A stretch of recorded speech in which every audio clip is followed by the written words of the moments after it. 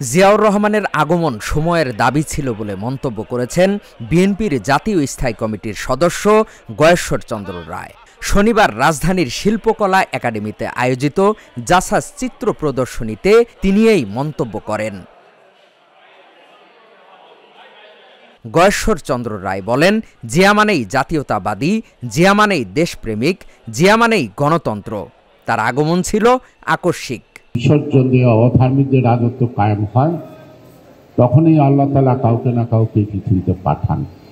সে কারণে মতান্তরে 2 লক্ষের উপরে পয়গম্বর, শেষ পয়গম্বর নবী করিম হযরত মুহাম্মদ সাল্লাল্লাহু আলাইহি ওয়াসাল্লাম। এখনও পৃথিবীতে এটা না দ্বন্দ্ব আছে, কেউ কেউ আশা আছে আরেকজন নবী আসবেন।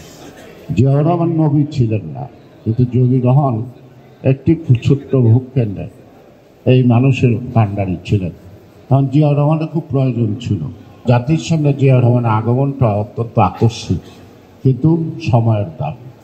স্বাধীনতা যুদ্ধের ঘোষণা মেজর জিয়া দেওয়ার কথা না, তিনি অত্যন্ত একটা অপরিচিত সামরিক ছাউনিতে একজন যোদ্ধা হিসেবে খ্যাতনামা, কিন্তু রাজনৈতিক অঙ্গনে তার পরিচয় সাধারণ মানুষের কাছে ছিল না।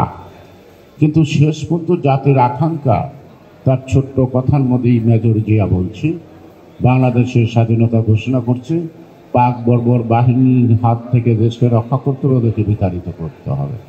সেদিন জাতি কুল যাই বলেন, ধর্মবর্ণ নির্বিশেষে সকল রাজনৈতিক দল কেউ কিন্তু জিয়াউর রহমান পরিচয় জানতে চায় নাই।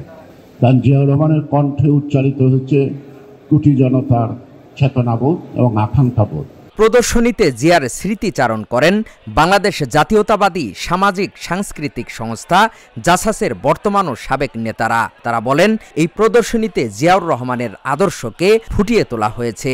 এ সময় তারা বিএনপির কথা বলে যারা চাঁদাবাজির সঙ্গে জড়িত তাদের প্রতিও ক্ষুব্ধ হন।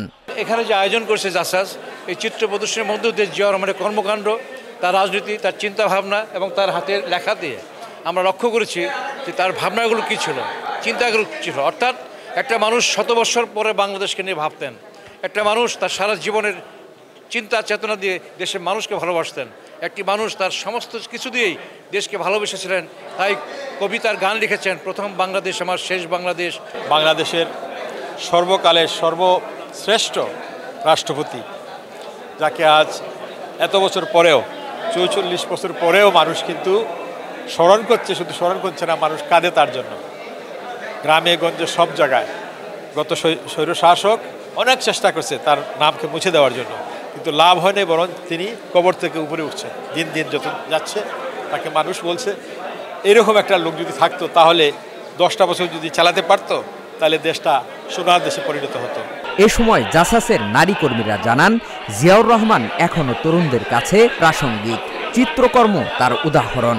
নতুন প্রজন্মের কাছে জিয়াউর রহমানের টোটাল চিত্রটা তুলে ধরা হচ্ছে আজকের এই চিত্র প্রদর্শনীর মাধ্যমে।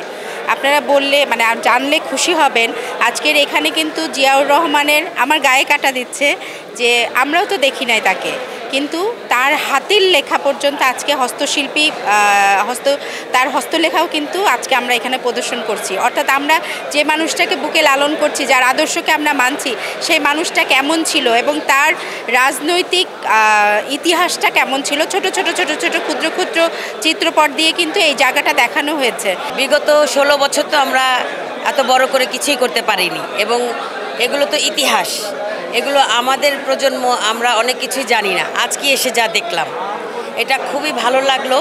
ওনার যে হাতের লেখা এবং দিক নির্দেশনাগুলো যে দেখলাম, এটা একদম দেখার মতন, মানে এগুলো তো আমাদের নলেজের বাইরে ছিল।